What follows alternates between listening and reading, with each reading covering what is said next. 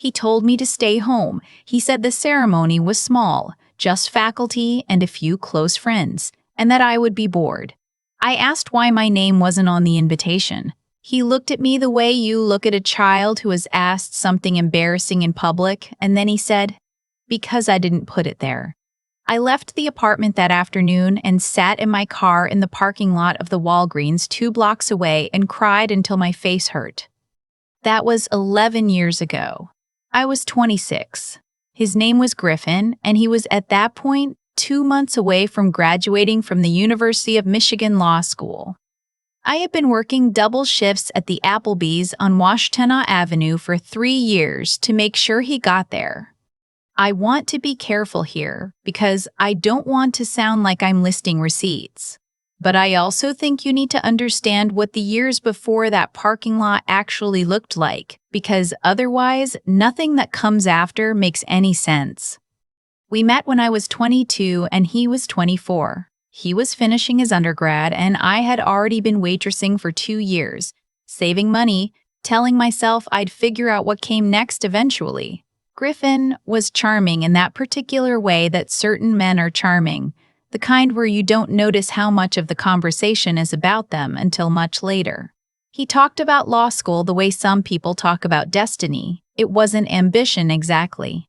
It was more like he had already decided who he was going to become, and he just needed the world to catch up. We moved in together after 8 months. His parents were in Knoxville and they had money problems of their own, so there wasn't going to be help from that direction. My parents were in Ohio, my mom working at a grocery store, my dad on disability. No help there either. It was just us. I told him I would support us while he studied. I said it like it was simple, because at the time it felt simple. I loved him. He was going to be a lawyer. We were going to build something together. What that actually meant, practically, was this. I picked up a second job at a hotel banquet hall on weekends. I learned to time my grocery shopping around the sales at Meijer. I stopped buying new clothes. I stopped going to the dentist for 2 years because we couldn't afford it. I sent my mom $50 when I could, felt guilty when I couldn't, and watched Griffin study at the kitchen table every night while I ate leftovers standing up because I was too tired to sit down properly.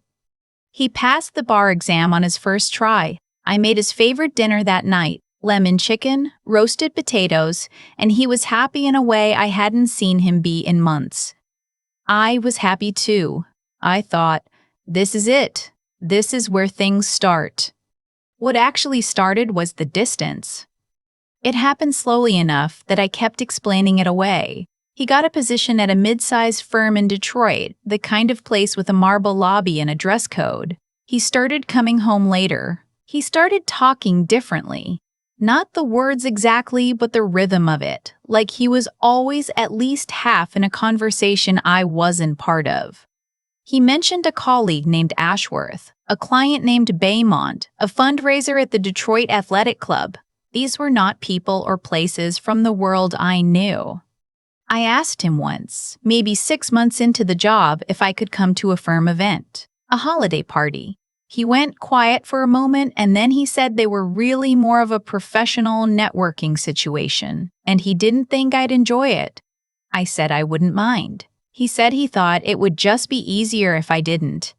Easier. That word sat in my chest for a long time. I started to understand what he meant by easier the night I overheard him on the phone with someone from the firm. I wasn't eavesdropping. I had come into the kitchen for a glass of water and he was in the living room and the apartment wasn't large. He was saying something about his background, about growing up without much, about how it had made him driven. And then he said, "I've been on my own for a long time. I don't really have family in the picture." I stood in the kitchen doorway with my water glass and I didn't say anything. He didn't know I had heard. I didn't tell him. I went back to bed and I lay there in the dark and I thought about the lemon chicken and the hotel banquet hall and the $50 bills to my mom and the 2 years without a dentist, and I thought, I am not in his picture. Things ended 4 months later. He sat me down on a Sunday morning, which felt deliberate, like he had chosen a day when there was nowhere urgent either of us had to be, and he told me he thought we had grown in different directions. He used that phrase, different directions, like we were two roads that had simply diverged through no fault of either one. I said, I put you through law school. He said, I know, I'm grateful, but that doesn't mean we're supposed to be together forever. I said, you had told someone at your firm you've been on your own for a long time. He looked at me then, and there was something in his face that wasn't guilt exactly. It was more like calculation, like he was running through responses and choosing the one with the fewest complications. He said, I can't control what impression people have of me. I moved out the following weekend. I fit everything I owned into my Civic and drove it to my friend Paulette's apartment in Ypsilanti, where I slept on her couch for 6 weeks. I did not cry the way I had in the Walgreens parking lot. I was too tired to cry. I just felt hollowed out, like something had been removed from me that I hadn't consented to give. I did not hear from Griffin again. I filed the divorce paperwork myself, used a legal aid clinic, kept things simple because there was nothing to divide. He signed. It was final. I moved on, or I told myself I did, which is more or less the same thing when you're 27 and still have to show up to your shift.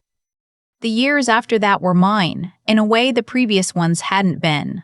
I got a better job, eventually ended up in hospital administration, which wasn't glamorous, but it was stable and it used my brain and it had health insurance, which felt like an impossible luxury after the previous years.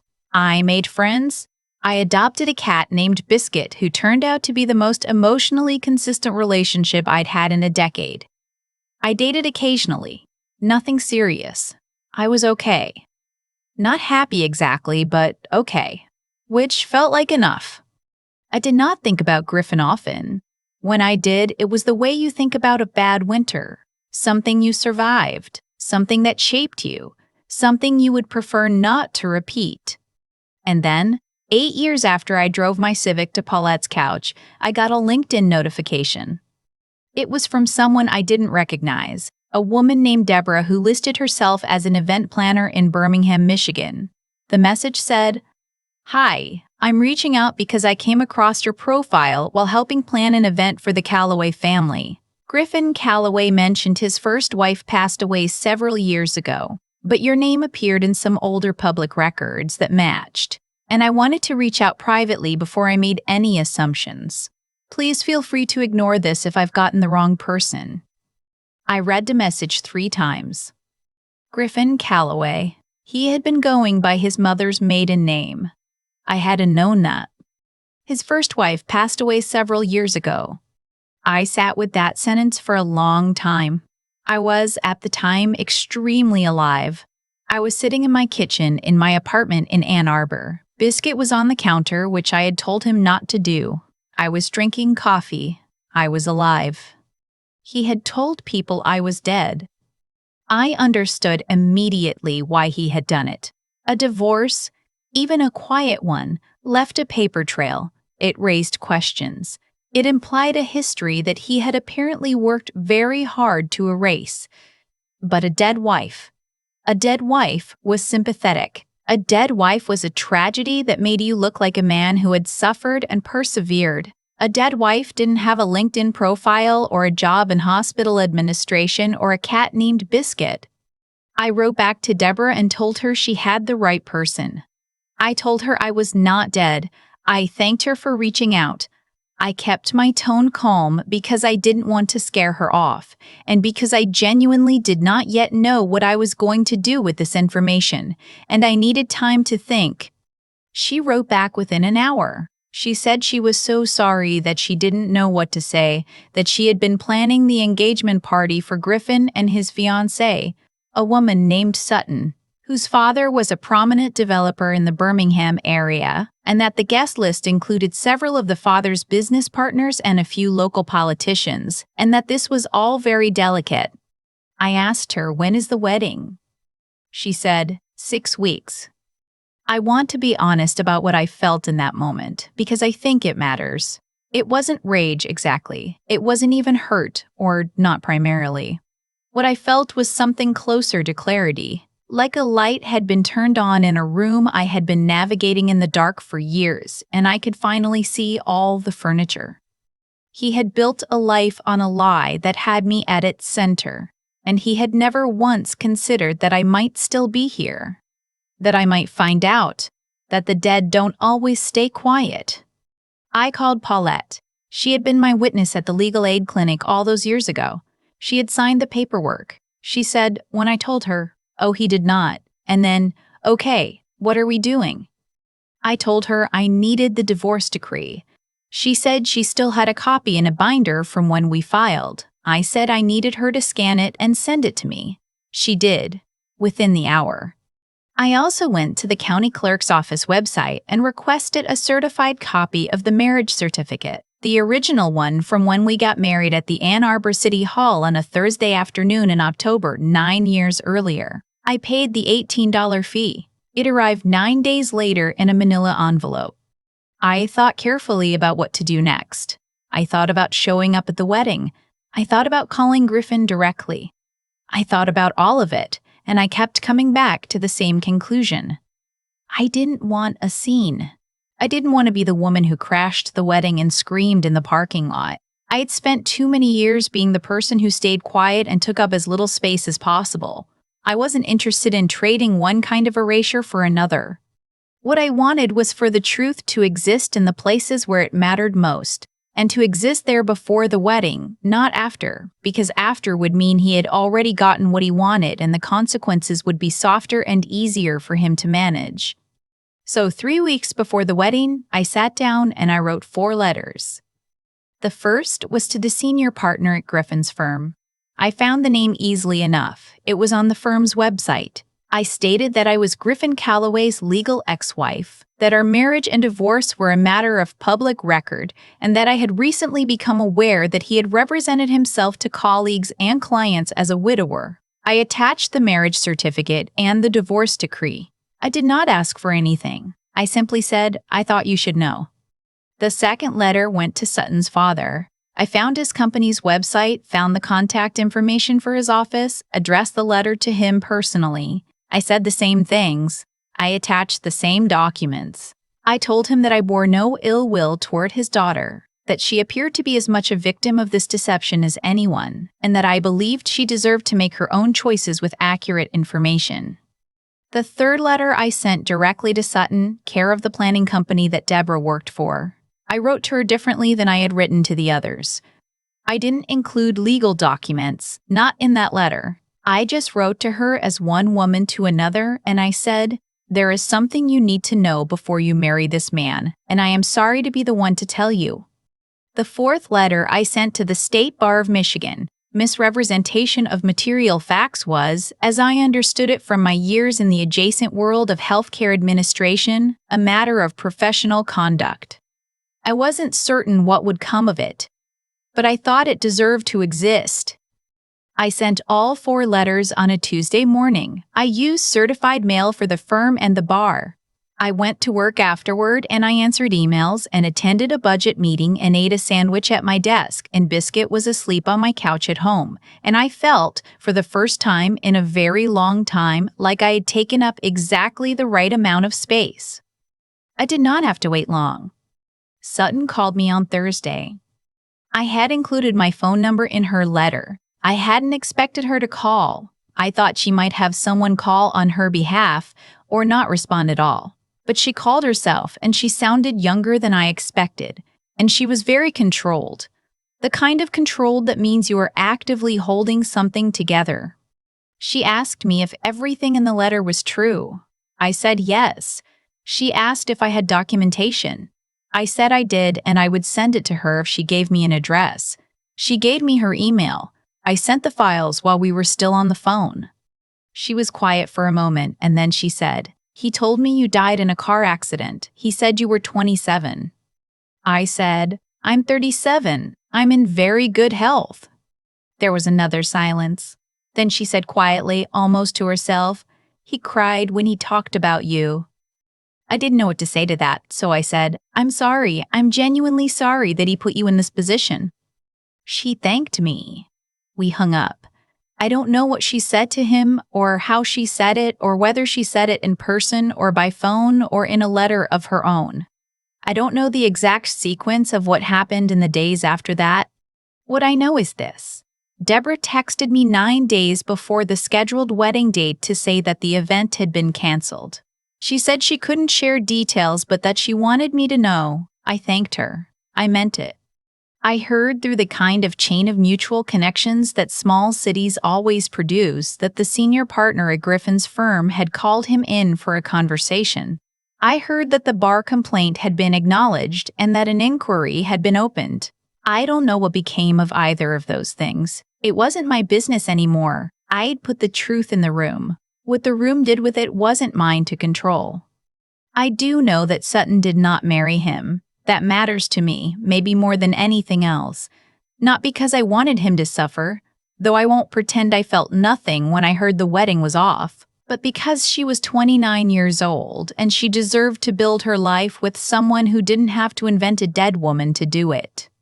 My divorce decree is still in a folder in my filing cabinet next to my lease and my health insurance cards and Biscuit's veterinary records. The certified copy of the marriage certificate is there too. I keep them because I paid for them, and because paper is cheap, and because it turns out that documentation is the kind of thing you want to have. I have thought sometimes about what I would say to Griffin if I ever ran into him. I've never figured out a satisfying answer. Maybe there isn't one. Maybe the most complete thing I could say is just, I was here the whole time. I was always here. You just decided it was more convenient if I wasn't. The ghost had always been alive. She just had to wait for the right moment to prove it. I've thought a lot about what actually caused all of this. Not Griffin's cruelty specifically, but the whole shape of it, the way it started and where it ended up. And I keep coming back to the same idea. The consequences weren't random. They followed the choices like a shadow follows a body. He chose to lie, consistently and deliberately, to people who trusted him, and that choice had a weight to it that eventually became too much to hold up. I'm not a person who believes that the universe is keeping score in any mystical sense, but I do believe that the way you treat people accumulates. It builds a structure, and you have to live inside that structure. Griffin built his on a fiction, on the convenient death of a woman who was still eating breakfast every morning and paying her electric bill and talking to her cat. That kind of foundation doesn't hold. It can't. Not because of fate, but because reality keeps existing whether you acknowledge it or not. What I had to learn, and it took longer than I'd like to admit, was that surviving that kind of erasure requires something more than just endurance. Staying on Paulette's couch and going back to work and eventually building a life in hospital administration, that was a kind of stubbornness, yes. But the part that mattered more was learning to trust my own reading of what had happened. For a long time, I questioned myself. I wondered if I had been naive, if I had loved poorly, if I had failed to see something I should have seen. That self-doubt is its own kind of damage, quieter than the original wound, but just as real. The clarity came slowly. It came from paying attention to what I actually remembered, to what the documents confirmed, to what Deborah's message told me about the story Griffin had been telling for years. Thinking clearly about what I knew versus what I feared was the thing that let me act without rage and without collapse. When I sat down to write those 4 letters, I wasn't operating on emotion. I was operating on facts. That discipline, the willingness to slow down and think instead of just react, was something I had to build deliberately, over years, and I think it was the most useful thing I had when the moment came. The moral part is harder to talk about because it sounds simple and it isn't. I could have done nothing. I could have decided it wasn't my problem, that Sutton would figure it out eventually, that Griffin would get what was coming to him in some vague future I didn't need to participate in. But I thought about being 26 and sitting in that parking lot, and I thought about what it would have meant if someone had told me the truth before I gave those years away. Sutton was 29. She had a right to make her own decision about who she married. Telling her wasn't revenge. It was just the right thing, even though it cost me something, the discomfort of inserting myself back into a story I had tried hard to leave behind. I don't think I'm exceptional for doing it. I think I was just paying attention to what I knew was decent and then doing it, even when it was awkward. That's all any of us can do, most of the time. Notice what's right, and then be willing to do it even when it's inconvenient. The ghost had always been alive. She just had to wait until she was ready to prove it mattered.